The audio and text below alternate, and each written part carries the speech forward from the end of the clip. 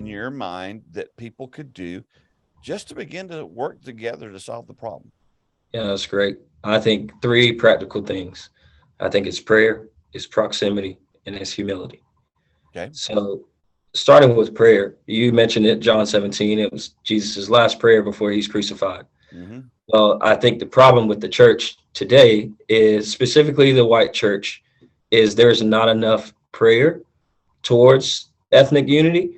And because there's not enough prayer, there's no unction from the spirit to be in proximity with a different culture. Mm-hmm. So if I'm a white congregation, let's just say if I were white, because I have an inside view of every other culture, right? Mm-hmm. And at the same time, I will acknowledge I understand the white pastors who don't know what to do and want to make a change, but are a little bit fearful because of previous experiences. They've tried to go to the other side and embrace a culture, and that person rejects them. So it also gives an excuse to not do anything at all, which Yeah, I'll come back to. I tried that one day. Yeah. Mm-hmm. Yeah. And so that's what I would say is start with prayer in the sense of, is this God's heart? One, the answer is yes. Well, if it's God's heart, then it also should be our heart as the church.